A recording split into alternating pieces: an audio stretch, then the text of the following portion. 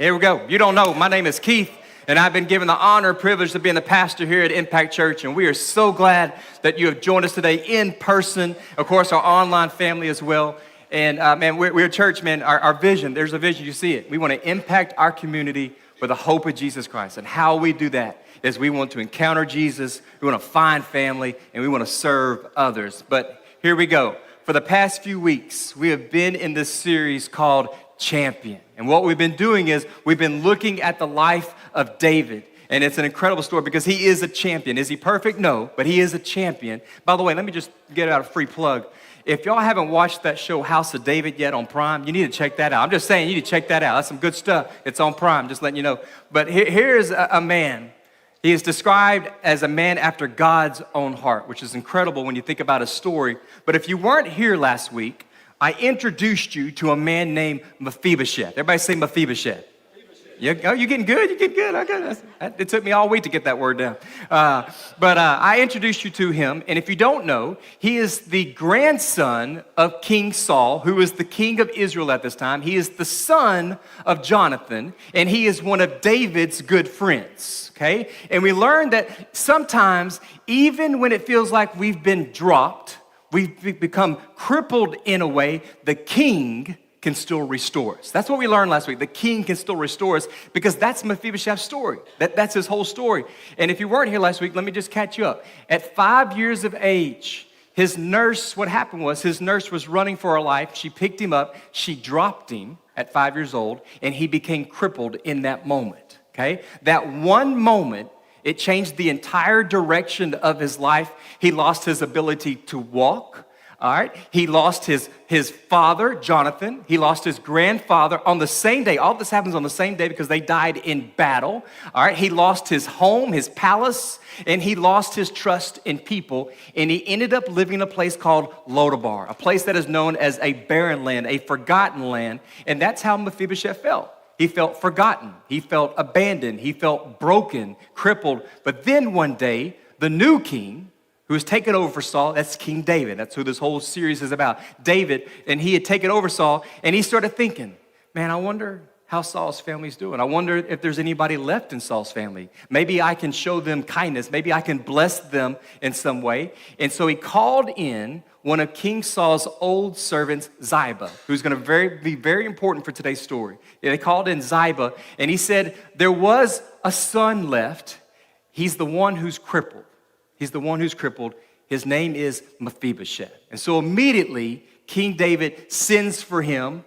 He pursues him. He picks him up from Lodabar. He brings him back to the palace where he calls him by his name. He doesn't call him by his condition because that's what everybody else did. They always called him by his condition first. No, he calls him by name. He knew his name. And eventually, the king made room for him with his own family, and he began to sit at the king's table for the rest of his life. He sat with the king. Now, it would be great if the story ended there, but it didn't end there. His story continues, and so we're going to start part 2 of this incredible story. And so the king's family has gotten a little unstable at this time.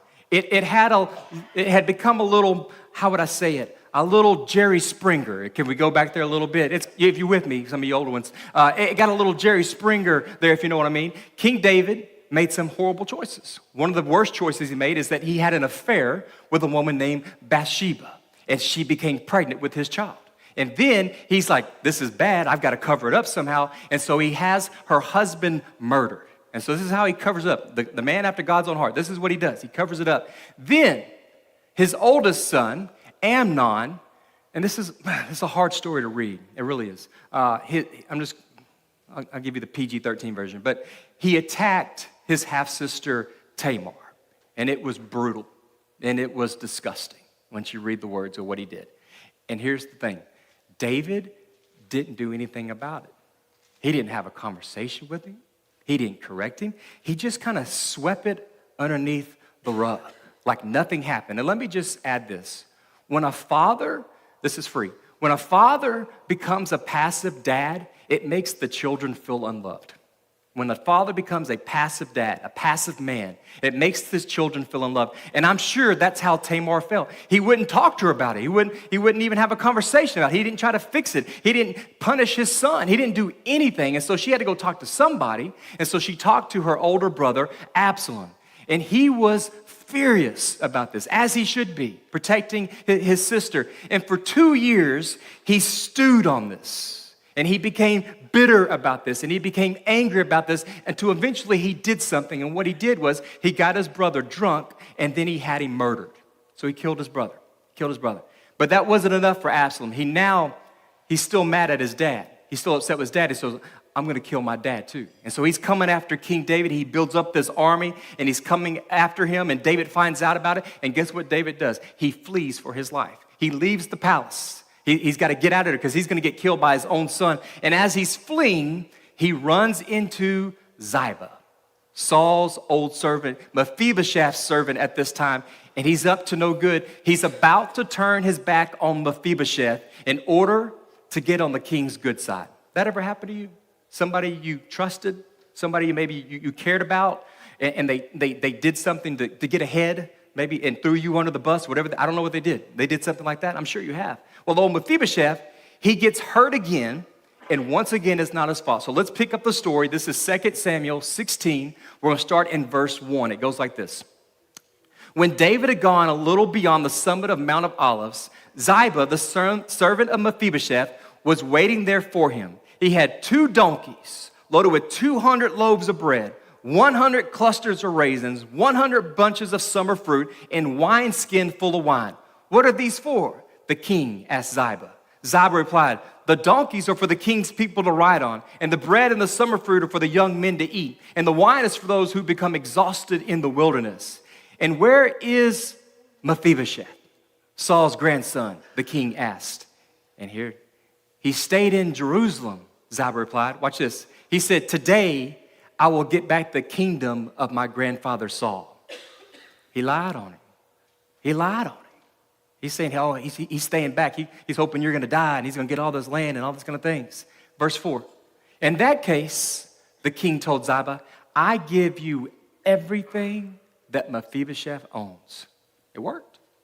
I bow before you, Ziba replied. May I always be pleasing to you, my lord the king. So Ziba just did that boy dirty. Can we agree on that? Like, he just did him dirty a little bit. And once again, Mephibosheth, he gets the bad end of the deal. And now what I need to fast forward a little bit for you for the story. So David's son Absalom, he's now been killed. That's an interesting story, by the way. I might preach on that next week. I haven't decided yet. But it's an interesting story. But he's been killed, and now David is heading back to Jerusalem. And when David arrives near the Jordan River, everybody shows up. He's got this huge, you remember those meet and greets back in the day at church that makes everybody uncomfortable except for the people who like people? You know what I'm talking about? Who are the people that like that? Where are you at? Where you like the meet and greet? There's like 2 of you. Okay, that's my church. 3 of you, so sorry. Anyway, so he's got all these people. My mind just goes places. Just go. Anyway, he shows up, and Ziba's there. Ziba's family's there. Verse 17 says this.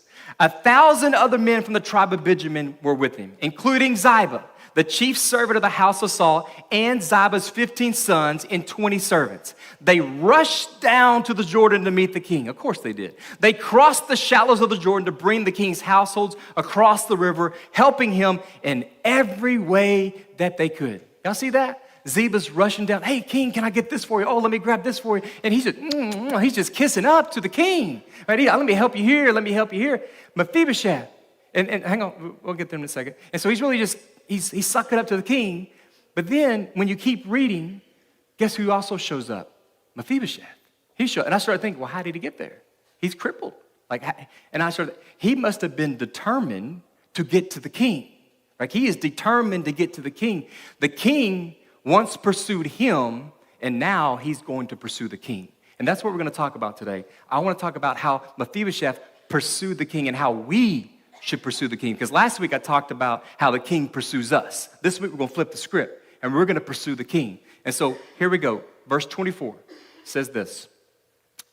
Now Mephibosheth, Saul's grandson, came down from Jerusalem to meet the king. He had not cared for his feet, trimmed his beard, or washed his clothes since the day the king left Jerusalem.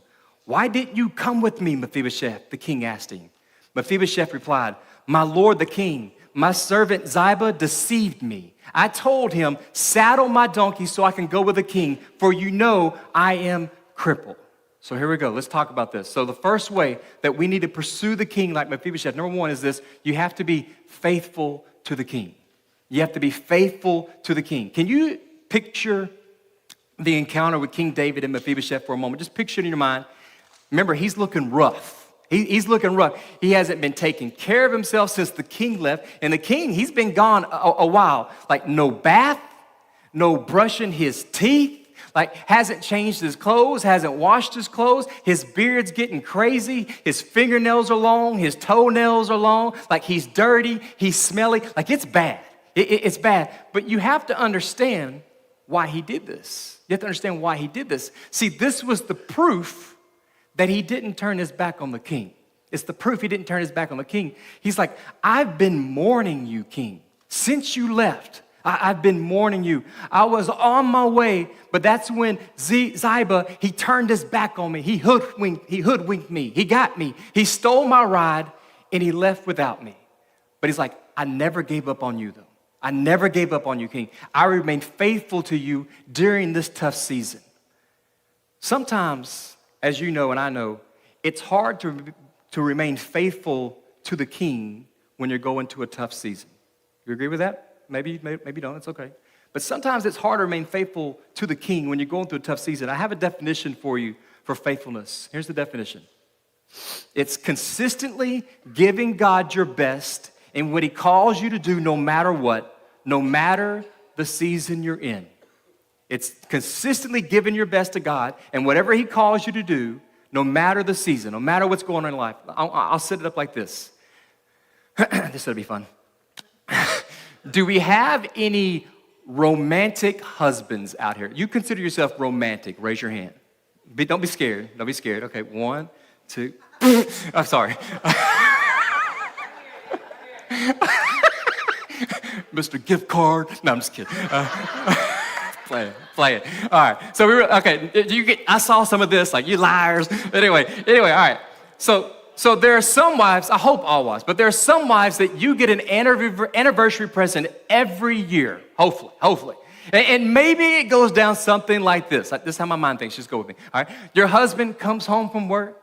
He's got a smile on his face. He's got a thing of roses, right? He's got all the roses for you. He takes you out to a nice dinner at Cassoulet. If that's you, stop that. Stop that. No cassoulet on anniversary, okay? Don't do that, all right? But he's going to make it up because he's going to get you a real nice gift, all right? He's going to get you a nice gift. He's going to write you a nice card. I mean, he's going to put all the emotions into it. He's going to go all out, all right? And maybe a little later, the kids are gone. You get to have a little alone time. Bada bing, bada bing. You know what I'm saying? All right? And you end up having a great anniversary. Great anniversary. It's up there. But then, she doesn't hear from you for the rest of the year. You're not regularly doing any dinners. You're not trying to get some one-on-one, some dates. You're not doing the romance anymore. There's no more compliments. But hey, she can count on it on the next anniversary, like he's going to be there with a great present and the nice dinner, and he's going to wine her, he's going to dine her, and practically say, "Okay, I love you, but I'll see you next year. I'll see you next year." I could be wrong, but I feel like any woman would gladly trade in an annual anniversary day for a consistent 364-day kind of man. Amen. I knew I'd get one out there. All right? A 364-day kind of man. A man that is faithful. A man that is consistent and full of communication. I'm still working on that one. All right? Willing to go on dates, even if he is cassoulet, all right, or Olive Garden, or whatever you want to throw in. She is looking for something ongoing rather than just one big thing a year. I say all that to say this. Some of us get happy because we do one big thing for God a year. I don't know what that is, whatever you want to put in. You do one big thing for God a year. We say, boy, man, on March 9th, man, I did something big for God. I just know that heaven is applauding me. I bought one of them tickets out there for the youth group. way money than I should have, right? Like, I'm just so proud of myself. And we do these 2 or 3 things for God a year, right? We feel good about ourselves. Listen, at the judgment seat, God is not going to know what you did on March 9th, okay? He wants to know what you did every day with your life, over the course of your life. God is not concerned about the occasional big things that we might do. He's concerned about the consistent obedience that we give him daily. That's what he's concerned about. He wants to know whether or not we can be faithful. Faithful in the good times, but also faithful in the tough times and faithful in the tough seasons. Let me read to you at 1 Peter 5, 8 through 11. This is actually out of the Message Bible. I liked how it was worded, so I usually don't use the Message, but I really like this. So listen to this. Check this out. It says, keep a cool head. Stay alert. The devil is poised to pounce and would like nothing better than to catch you napping. Keep your guard up. You're not the only ones plunged in these hard times, tough seasons. It's the same with Christians all over the world. So keep a firm grip on the faith. The suffering won't last forever. I'm going to say it again for somebody. The suffering won't last forever. It won't be long before this generous God, who has great plans for us in Christ, eternal and glorious plans they are, will have put you together and on your feet for good. He gets the last word. Yes, he does. Whew, I like that. According to the word of God, suffering is only for a season. And for sure, I know in this room, there are some of you have been suffering, and it feels like eternity. It's been a long time. And for some of you, that suffering, that season has just begun maybe last week, depending on your situation. But it is only a season, one with a beginning and one with an end. God promises that one day it will be over, and one day he will put you back together and you will be back on your feet, according to what I just read in the scripture. He just needs you to stay faithful during this tough season, okay? Mephibosheth knows all about this. As I recall, God restored him once before, so why can't he do it again? I don't know about you, I serve a God who can do it again and again and again and again. He can restore us over and over. And that's why he continued to pursue the king. That's why he didn't give up on the king. That's why he remained faithful to the king. So Mephibosheth, we go back a little bit, in verses 24 and 26, he told the king what Ziba had done, how he had deceived him. All right? I want you to listen to what happens next in verse 27. It says this, Ziba has slandered me by saying that I refuse to come. But I know that my Lord the king is like an angel of God. So do what you think is best. In other words, if you're going to pursue the king, here's what you got to do. Number 2, fully trust in the king. Fully trust in the king. Mephibosheth was like, sure, man, Ziba threw me under the bus. Yeah, he's trying to get a heads up on me. He did what he did. He deceived me. But King David, listen, you just do what you think is right. You just do whatever you think you need to do, whatever's best for you. And he's like, I'm going to trust you with that decision. Whatever it is, I'm going to trust you. Now, if it was me, I'm just saying I might have handled that a little bit different. I'm just me. I would have maybe gave a little bit more details in order to woo the king on my side. This is just me. I'm a little selfish sometimes. Like, this dude stole my ride. You know, that's what he stole my ride. Like, he took all my food, because remember he brought all the food, right? He got in my pantry. He got my Duchess honey buns. He got my Slim Jims. He got in my fridge. He stole all my Pepsi. He took that bottle of wine. I've been saving that for that next anniversary date. He took that. He got all that. And like, you need to take him out, king. Like, you need to take him out. He deserves to lose everything. But that's not what Mephibosheth did he? He's like, and so it just brings me to the question is, how are we handling our situation right now? Like your crippled situation. Are you trusting the king, or are you trying to take things into your own hands? We've all heard of the trust fall, right? Now, some of us, we like to do things on our own, don't we? Like, I don't need God's help. Like, I got this. And what happens when we do that is we get hurt. When we try to take things in our own hands, we end up getting hurt. Because here's the deal. You can't catch yourself when you fall, right? That's kind of hard to do, to catch yourself when you fall. You're going to get hurt. No one's ever done that. And if you did, it didn't work, I promise you. Example, about a month ago, I was at a hospice patient's house, and I was coming outside. It was a day like this. It was kind of wet, and it was raining. And I was walking. They have a house on the piers, and they had those old wooden steps. And so I got to the second step. I was even in these awesome shoes. I don't know how that happened. These are waterproof. Anyway, I slipped, and I flew. And I remember, I'm going to catch myself. And I didn't catch myself. And my spine hit the middle of that step. And it hurt. It still hurt. I got to go back to the doctor. It still hurts. All right? Like, that was a bad. And here's what's sad. It's the second time I've fallen at that house. That's what oh my God. It's horrible. But I couldn't catch myself, and I got hurt. And I got hurt.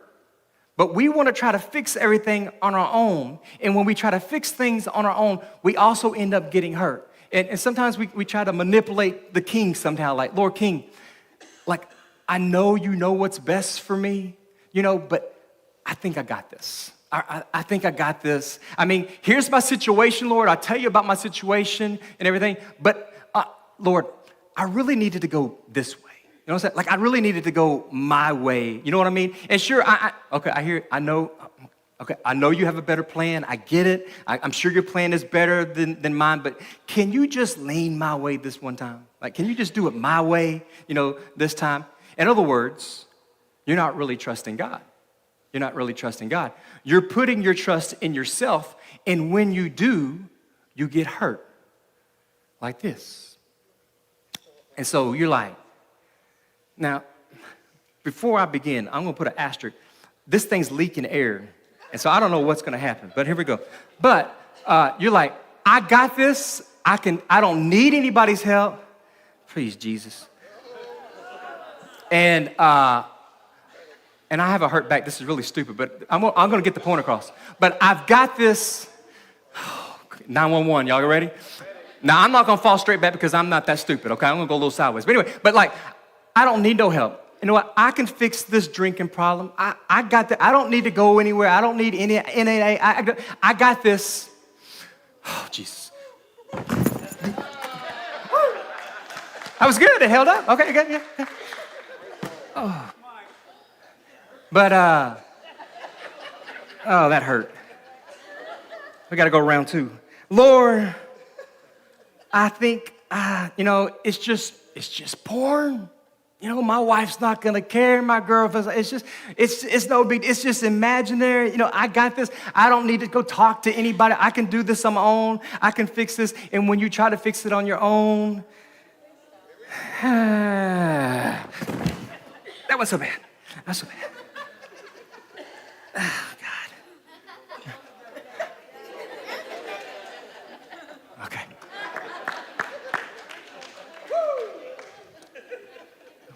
I'm really going to have to go to the doctor. That's all I got. I can't do another one.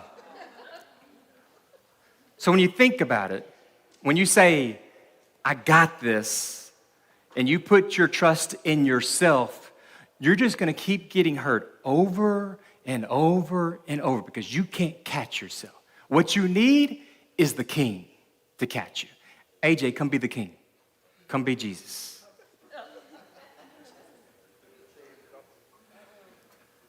All right, about right there. Okay. Now this is trusting the king. This is what it looks like to fully trust God. It's like, I surrender. You got me? This could be one of those youth pastor moments. You never know. I'm trusting you with everything. Okay. All right. My marriage, that's yours. My money, that's yours. Yeah. My relationships, that's yours. You get a little, hold together. Okay. Man, we got a few more to do. My job, that's yours. Oh, that's better, that's good. My addiction, that's yours. That's all I can think of right now, that'll work. But that's what it means to trust him. Give it up for AJ. But that's what it means to trust in God. You have to be fully committed to the king, right? You got to be fully surrendered to the king. The question is, are we doing that, church? Like, are we really doing that? Are you fully trusting the king? Mephibosheth was like, king, you do what you have to do. And here's what happens next. Verse 28, watch this. All my relatives and I could expect only death from you, my Lord. But instead, you honored me by allowing me to eat at your own table. What more can I ask? What more can I ask? I love this story. If you're going to pursue the king, number 3, you have to be thankful for the king. You have to be thankful for the king. Mephibosheth was like, I remember how it was not too long ago. I do. I was living in Lodabar. I was isolated from everybody. I was hiding out. And honestly, you should have killed me. That's what you should have done. That you should have killed me. But you, the king, you came along and you restored me. You saved me. And now I sit at your table and I am blessed more than I could ever imagine. Like, you're good, king. I trust you. I'm thankful for you. And can we just take a moment, though? And I just want you to think about, just for a moment, what has God done for you over the past? Just think the last 10 years, how has God been there for you? Over the past 5 years, how has God been for you? Been there. Just in the last year, like, how has God been there for you? Some of you got engaged. Congrats. Some of you, you had a baby. Some of you, you're about to have a baby. Somebody's pregnant right now. Probably don't even know. Just saying. It could be happening. Like, no. I thought you were fixed. Anyway. We're going to have never mind. Stop. Some of you have gotten out of bad relationships. Like, they just weren't healthy, and you know they weren't healthy. But I hate being alone. But it wasn't worth it because it wasn't good. It wasn't healthy. All right, some of you have gotten a new job. Some of you have gotten help for your addiction. Some of you have started seeing a counselor and talking to a counselor. Mephibosheth didn't forget what the king did for him, and neither can we. Neither can we. This brings us to my last point, but I got to read to you first before we get there on what the king decided to do. So verse 29 says this. You said enough, David replied. I've decided that you and Ziba will divide your land equally between you. Do what? Like, if I'm a Mephibosheth, come on, do what?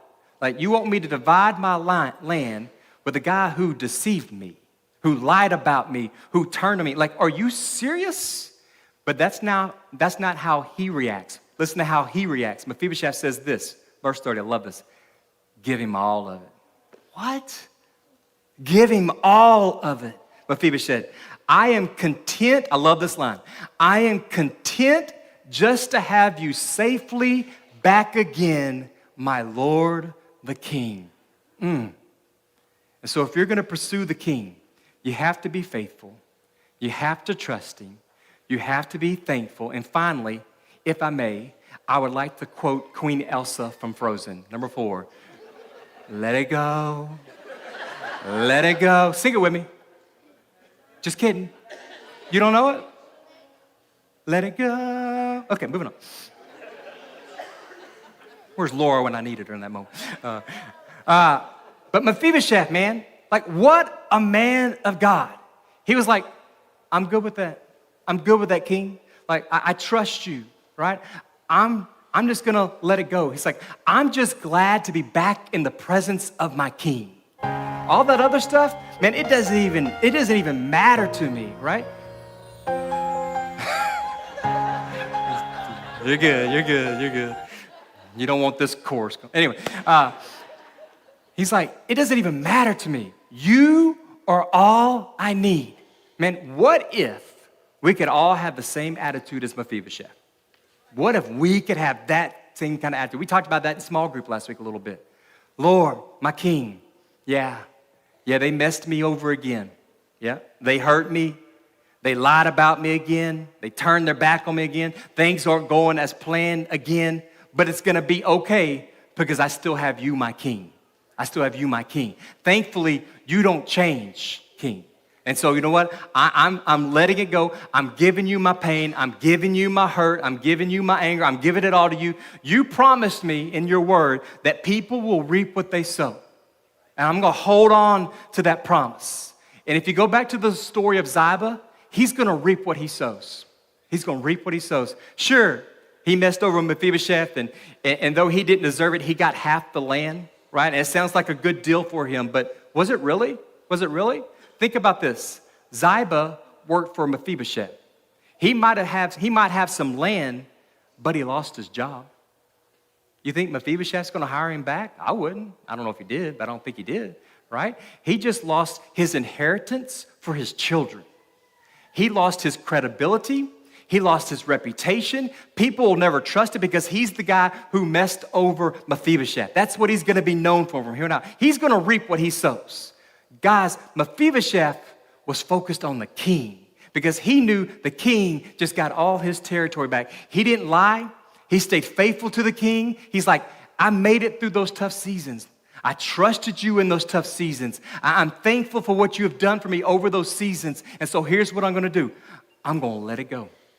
I'm going to let it go. And you're going to have it all. Here's my anger. Here's my unforgiveness. Here's my control. Here's my hurt. I am going to put it in the king's hands. I'm going to put it in the king's hands. I'm letting it go. And maybe that's what someone here today needs to do as well. You just got to let it go. And this might be a let it go. It might be today. It might be tomorrow too. It might be the next day. And the next day, it's going to take time. But you can get there. I'm going to close with this. I heard this pastor share this story the other day on Instagram. And I really liked it. And I thought, I can make that work. So I'm going to make it work. Is that okay? So I need this.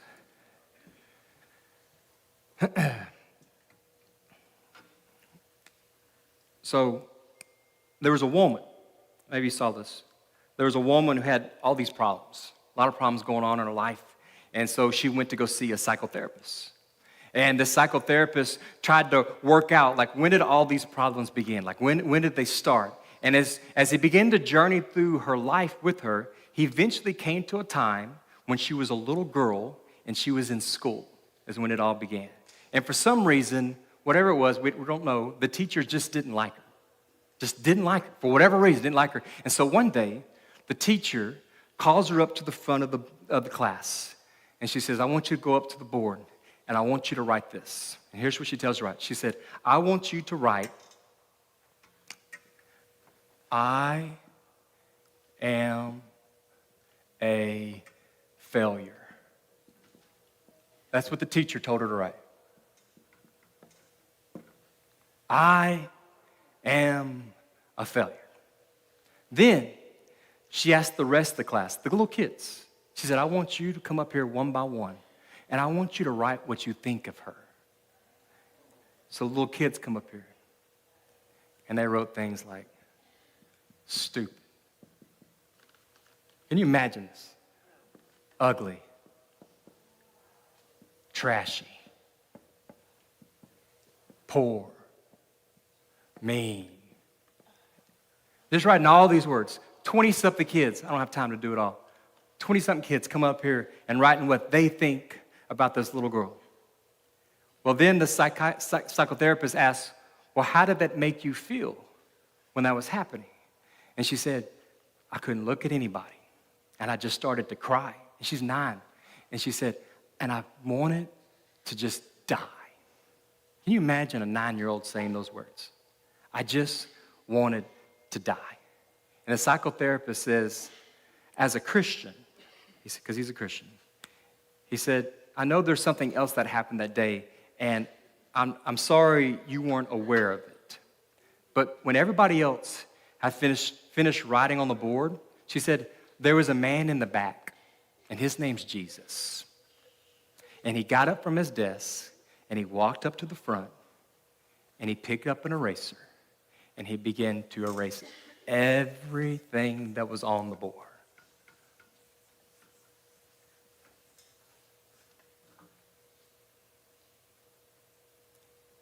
And then he took that same marker and he wrote this. I love you. I forgive you. You see, maybe some of that stuff on the board was true. Whether it was or not, I don't know. But here's what I know. Jesus wants to wipe it clean. You with me? Jesus wants to wipe it clean. Jesus did not come into this world to rub it in. He came into this world to rub it out. That's what he did. He came to rub it out. Today, somebody here has to make a decision on whether or not they're going to let it go, if they're going to put it in the king's hands. Here's what Mephibosheth knew, and here's what you need to know. As he thought back over his crippled situation, as he thought back over his season, right? As he thought about all the labels that he had been given over the years, all the unfairness that he went through, all the unplanned death that he had to face as a young child, all the lies, all the betrayal, all the isolation, all the losing of everything, losing the palace and where he should be. This is what he knew. If the king did it once before, then the king can do it again. The king can do it again. And so here's what you need to do. I need you to talk to the king today. I need you to talk to the king today. Pursue him. Tell him that I am choosing to be faithful. I am choosing to trust you. I am choosing to be thankful, and I'm choosing to let it go. It is in your hands now, my king.